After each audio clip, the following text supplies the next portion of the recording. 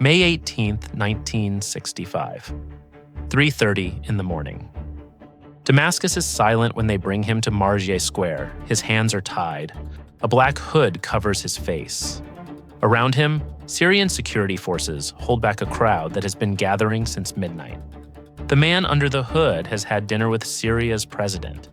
He has toured classified military installations on the Golan Heights.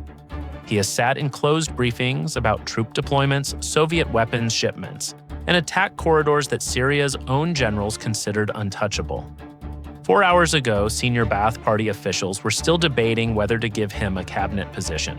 His name, the name Syria knows, is Kamal Amin Thabet, businessman, patriot, one of the most connected civilians in Damascus. His real name is Eli Cohen, and he has been an Israeli spy for 4 years. At 3:35 a.m., the sentence is carried out. Syria leaves the body hanging in the square for 6 hours. They post photographs. They broadcast a radio announcement before sunrise. They want every citizen in the country to understand what happens to traitors. The problem is, the man they just executed was never Syrian. For 4 years, Eli Cohen penetrated Syria's power structure so completely that the government he was destroying was considering promoting him into it. He walked through classified military sites. He photographed fortification maps. He transmitted over 300 intelligence reports to Tel Aviv from a shortwave radio hidden behind a false wall in his Damascus apartment. Mossad considers him the greatest field operative in its history. But here's what most accounts leave out. This operation almost never happened. Cohen had been rejected by Israeli intelligence twice before Mossad finally said yes. He had no field experience. He was 35 years old. He had spent the previous decade working as an accountant. How does a clerk with 2 rejection letters infiltrate the inner circle of one of Israel's most hostile enemies and hold that position for 4 years without breaking? And why did Syria execute him in the dark, in secret, at 3:30 in the morning, when every other high-profile prisoner would have been paraded through a televised trial? Because Syria couldn't afford for anyone to know how far inside he actually got. Eli Cohen was born December 26, 1924, in Alexandria, Egypt. Third son of a Syrian Jewish family that had lived outside Syria for a generation. His parents came from Aleppo. They spoke Arabic at home. Arabic was his first language. Hebrew came later. Evening classes organized by local Zionist groups quietly preparing Egyptian Jews for a country that didn't exist yet. He was 16 years old. In 1947, he joined an underground network moving Jewish refugees out of Egypt toward the British Mandate. Low-level work, forged documents, safe house logistics. He was 23 and had never fired a weapon. When Israel declared independence in 1948, Cohen applied to emigrate. Egypt denied it. He applied again. Egypt denied it again. He spent 9 more years in Alexandria, watching his community leave one family at a time. Then 1954, the Laban affair. Egyptian authorities arrest members of an Israeli spy ring. Cohen is among them. 3 weeks, daily interrogations. He gives nothing. Released without charges. The interrogation didn't break him. It showed him something about himself. In 1957, Cohen finally gets out. He arrives in Israel at 33 years old, a suitcase, an accounting certificate, and native-level Arabic, spoken with a Syrian accent he had spent years absorbing without trying. Israeli military intelligence, Amman, noticed him within months. They approached him. He accepted. 2 years as an analyst, reading intercepts, evaluating defector reports, learning the Syrian military structure from the outside. But when he applied for field work, Amman turned him down. Too old, too inexperienced, too much a desk man. In 1960, Mossad reviewed the file and reached the opposite conclusion. What a man called limitation, Mossad called cover. An aging Syrian Jewish clerk who wanted to return to the Arab world. Unremarkable, forgettable, exactly right. Training ran 6 months. Dead drops, surveillance detection routes, shortwave radio operation, memory encoding, social infiltration. He learned quickly. But what his handlers noted in their reports wasn't his speed, it was his composure. during simulated interrogations with Chain, when instructors escalated pressure until trainees cracked. Cohen didn't crack. He waited. In May 1961, Mossad sent Eli Cohen to Buenos Aires, Argentina. His mission? Build a cover identity deep enough that Syrian intelligence cannot break it under scrutiny. He had 6 months and a new name, Kamel Amin Thabet. Buenos Aires, 1961, home to the largest Syrian expatriate community outside the Middle East. 300,000 people of Syrian and Lebanese descent. Arabic still the street language in certain neighborhoods. Family names from Damascus and Aleppo on shop fronts. Cohen moved into this world like he had always belonged to it. The cover story was precisely constructed. Kamel Amin Thabet, born in Damascus, raised in Alexandria. A Syrian national who emigrated to Argentina in his 20s to build a textile import business. Now prosperous, established, intensely patriotic. Every detail had sources. Every source could be checked and would hold. Cohen spent 6 months building the community footprint Mossad needed. Syrian social clubs 3 evenings a week, donations to Syrian cultural organizations, mosque on Fridays. He spoke about Syria the way a man speaks about the place where his mother is buried, with a specific, untranslatable grief that was not entirely a performance. 2 contacts became critical. George Saif, Syrian national, Buenos Aires businessman, Ba'ath Party. Connections strong enough to write letters that got read in Damascus. Amin al-Hafez, Syrian military officer, posted to the Syrian embassy in Buenos Aires, a rising figure in Ba'ath Party circles. He and Cohen developed what both men believed was a genuine friendship. In 1962, Amin al-Hafez was recalled to Damascus. He would become president of Syria the following year. He went home carrying a very high opinion of Kamel Amin Thabet. January 1962. Beirut to Damascus by road. In his luggage, a shortwave radio transmitter, 1-time cipher pads, and a camera concealed inside a pen. 1 thorough customs inspection ends the operation before it begins. Nothing goes wrong. He crosses the Syrian border and enters Damascus for the first time, the city whose maps he has memorized, walking its roads now for the first time in his life, already knowing where they lead. He is inside. Year 1. Cohen rents an apartment in Abu Rumaneh, Damascus's most prestigious neighborhood. He establishes Kamel Thabet's import-export business. Business requires curiosity. Business excuses questions. Transmissions begin the first week, 3 times a week. Short bursts of Morse code encoded, sent on shortwave frequencies to a Mossad receiver in Tel Aviv. Military unit positions, officer names, Soviet equipment recently delivered to Syrian bases. His handlers respond with one consistent instruction: go deeper. The parties begin in year 2. Cohen's apartment becomes a regular stop on Damascus's social circuit. Good food, good scotch, a host who listens carefully and never threatens anyone's position or pride. Regular guests Colonel Salim Hatoum, Luwai Atassi, the Interior Minister, senior Ba'ath officials. Cohen pours drinks and memorizes everything. Within 48 hours of each party, the significant exchanges are encoded and transmitted to Tel Aviv. Year 3. Cohen's access reaches a level that Mossad's analysts cannot fully process when the reports arrive.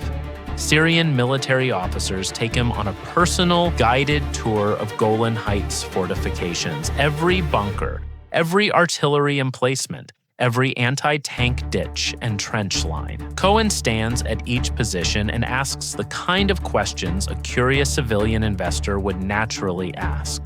His hosts answer in full detail. They trust Kamel completely. Cohen reportedly suggests planting trees near the bunkers, eucalyptus trees, for shade.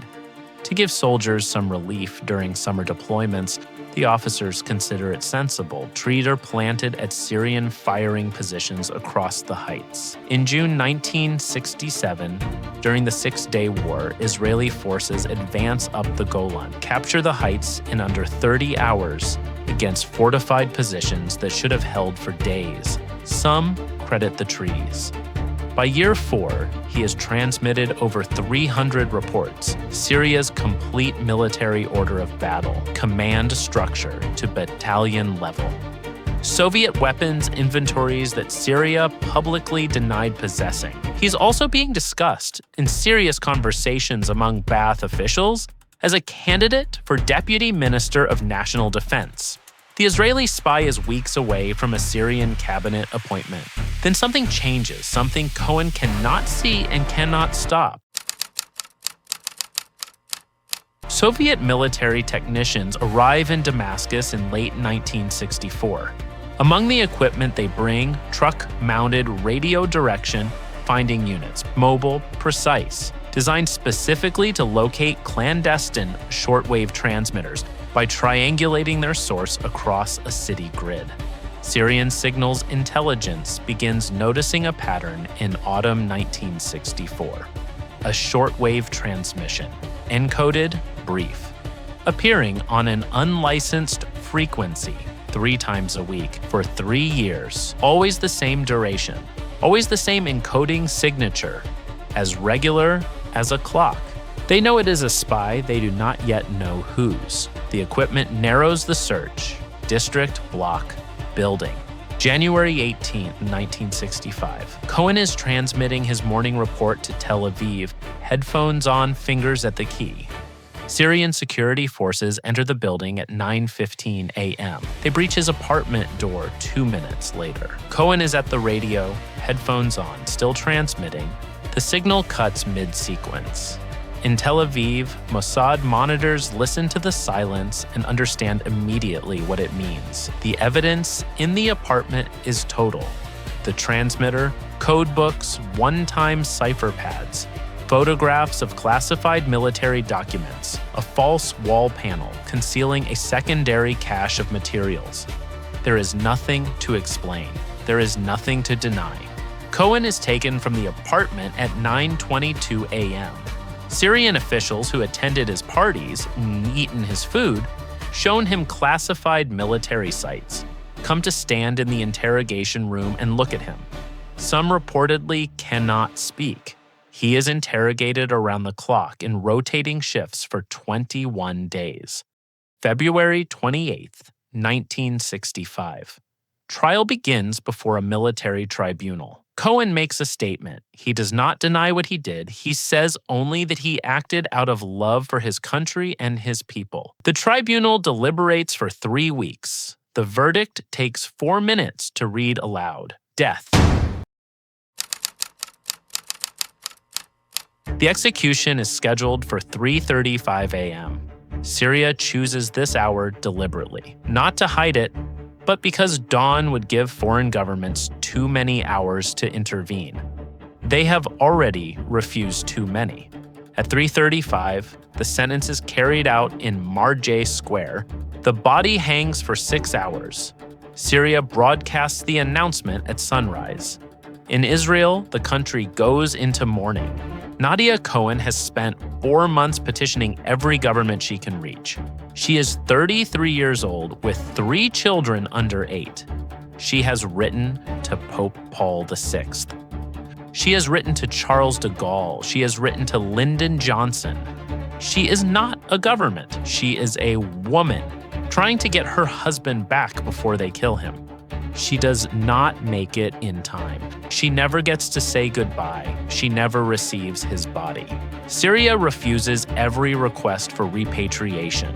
Decades of negotiations produce nothing. Nadia Cohen dies in 2019 at 87 years old without ever bringing him home. Eli Cohen's body is still in Syria. What Cohen gave Israel in 4 years is documented. 300 intelligence reports. Syria's complete Golan Heights military deployment. The personal profiles of every senior officer who will command the 1967 front. Physical confirmation of Soviet weapons systems Syria had publicly denied possessing. The Golan Heights were captured in 1967 in under 30 hours. The failure that killed him is also documented. Cohen's radio protocol required transmissions at fixed times on fixed frequencies. That discipline was a reliability decision.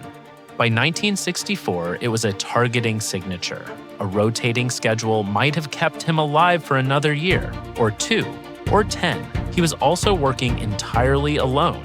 No backup, no emergency extraction protocol, no failsafe. The same isolation that made the operation deniable made it unsurvivable. Mossad retrained its entire radio communications protocol after Cohen's execution. The lessons cost one man everything and made every field operative who came after him marginally harder to catch. Before his execution, Cohen requested one thing: to write a final letter to his wife. Syria granted it. The letter arrived in Israel after he was already dead. Nadia kept it for the remaining 54 years of her life. She never published it. She never described what it said. Cohen was 40 years old when they hanged him in Marjah Square, 6 years older than the state he died for. Every Mossad training class since 1965 has studied his operation in full. Not only the tradecraft, not only the intelligence he produced, but the decision he made in January 1962, when he walked into Syria alone, knowing that if anything went wrong, no one was coming for him. The shortwave radio transmitter, recovered after 1967, is in a display case. The same transmitter that Syrian signals intelligence used to find him, preserved. Israel's greatest spy was not a soldier. He was not a trained operative. He was an accountant from Alexandria who learned Arabic as a child, was rejected by his own intelligence service twice, and then became so completely someone else that the country he was destroying considered making him a cabinet minister. Syria executed him at 3:35 in the morning because they did not want the world watching. They left the body in the square because they wanted the world to know. The body is still there. Syria still will not give him back. Some victories are total, some debts are never settled, and some men disappear so completely into the work that even after it's over, no one can agree where the cover ended and the person began.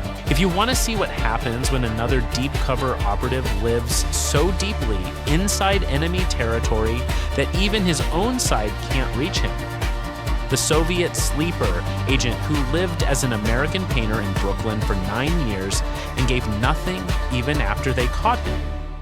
Watch this.